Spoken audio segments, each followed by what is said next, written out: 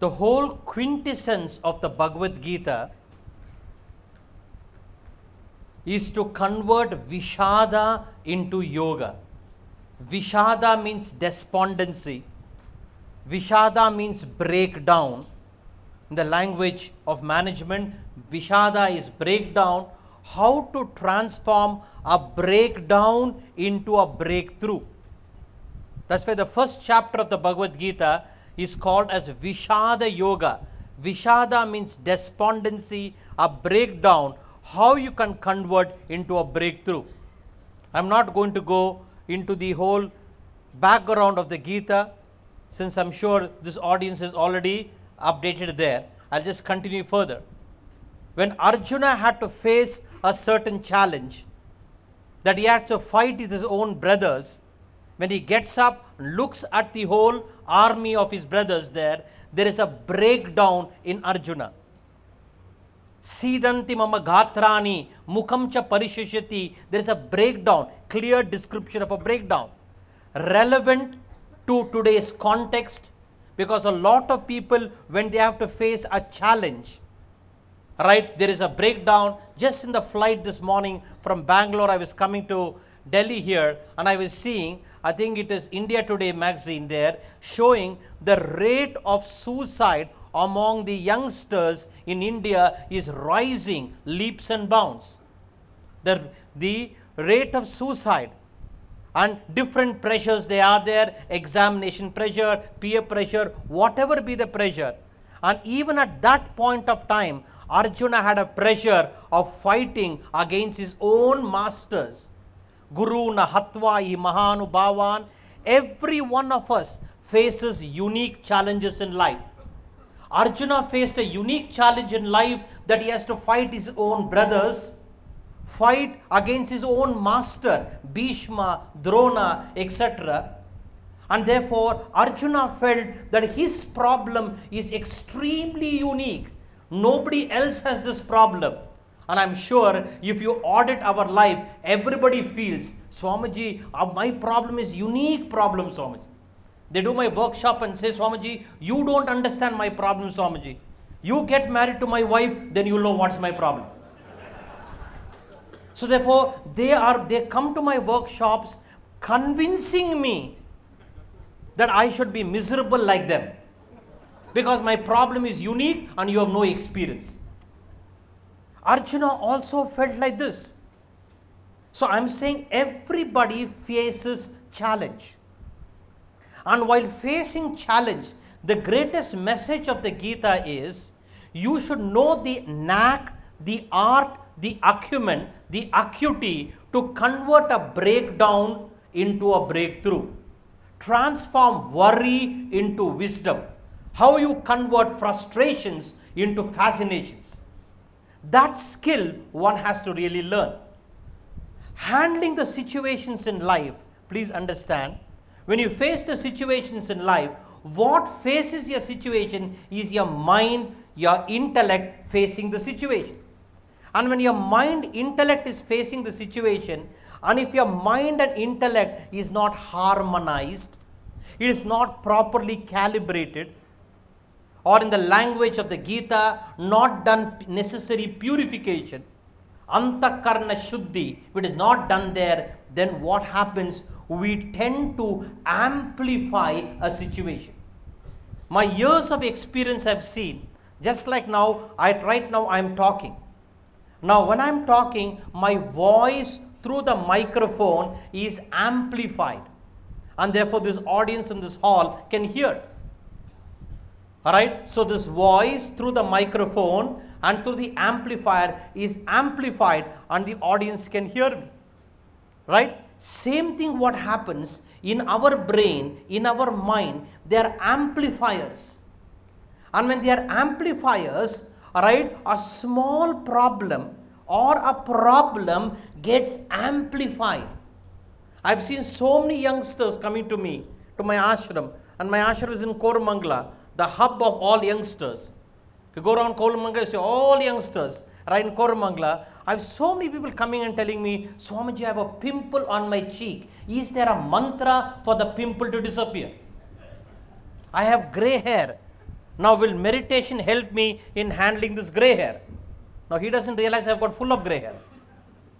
So what I'm trying to say, a simple pimple on the cheek, for them it is amplified as though something catastrophic has happened.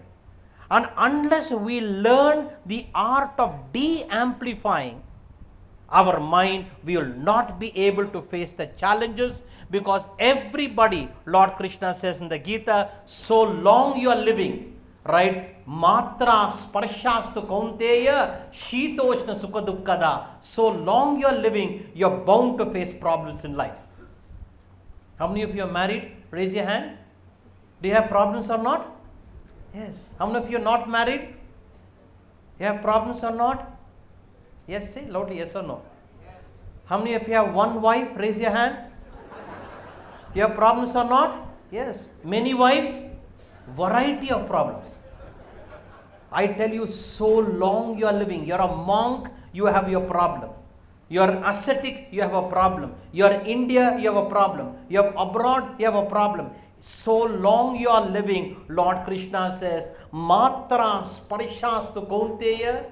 Oh Arjuna, so long the sense organs meets the sense objects, you are bound to face problems in life.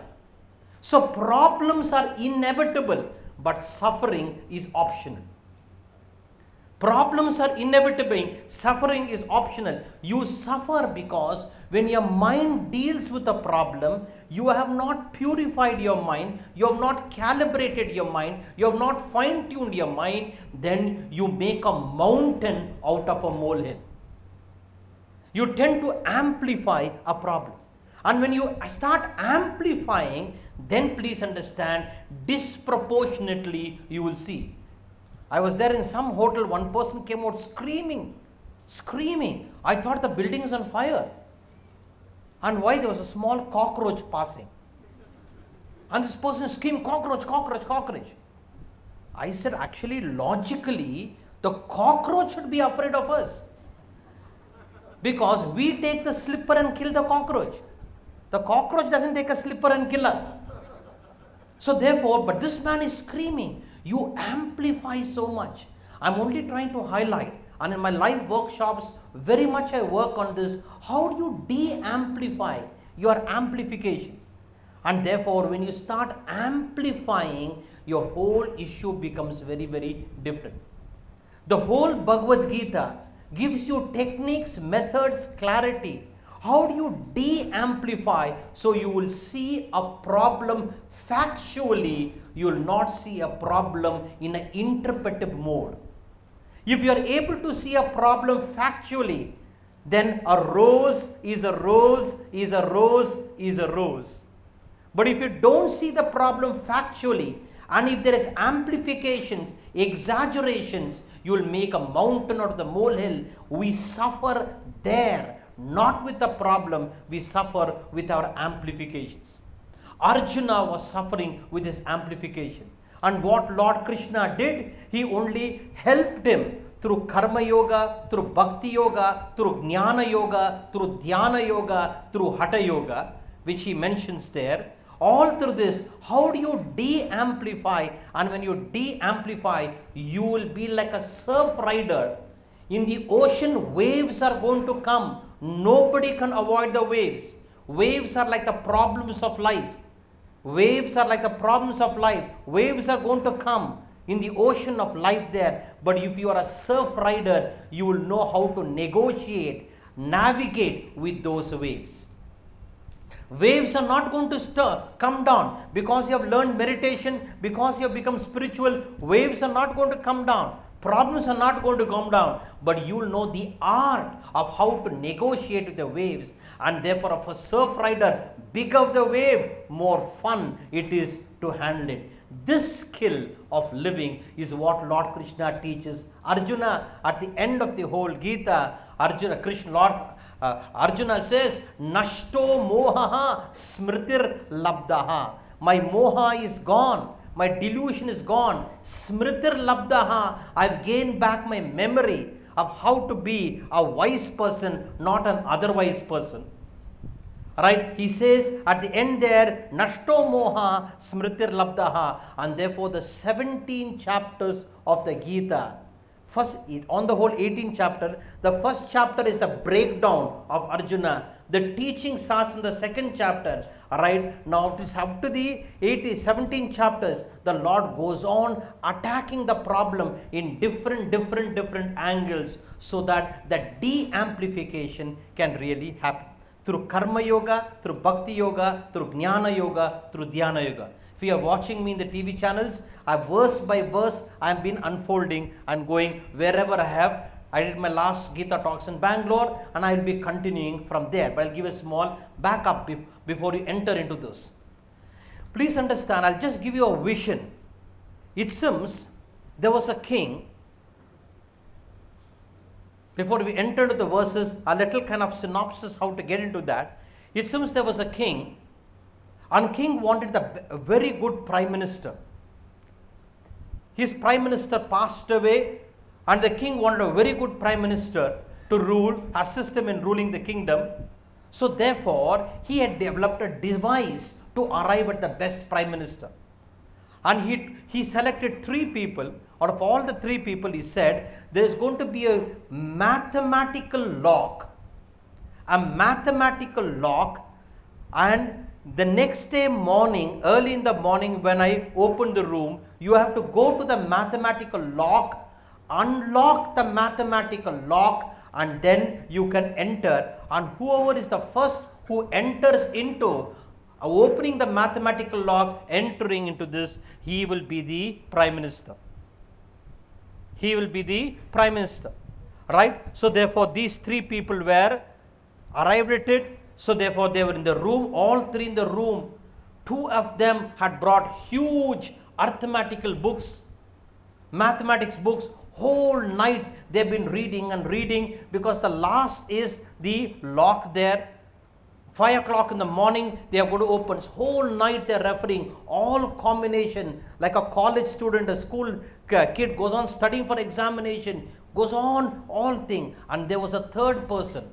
He was very relaxed. Very relaxed. He did the necessary study after relaxed. The other 2 people are laughing at him. Idiot, right? You're not preparing. Right? Now the law can come there, the chance of being a prime minister, and you're not preparing. The person says, I done the necessary, now let me relax. He was relaxing. It seems the next day, 5 o'clock, these 2 people were really weary, tired, exhausted. Right? The door opened. It seems they rushed to the lock there. They looked at the lock, then referred to the books. Looked at the lock, referred to the books, and they were, both of them were drowned in looking at the book. The 3rd person, who was relaxed, went there, made sure what the lock is, pulled it, and found the lock was not locked. Right, the lock was not locked, so he just opened it, went inside. And the other 2 were shocked how he could solve the problem. So they asked afterwards, what is the secret to solve? He says, before you solve the problem, find out, is there a problem? Before you solve the problem, find out, is there a real problem? For me, this is a very mystical story.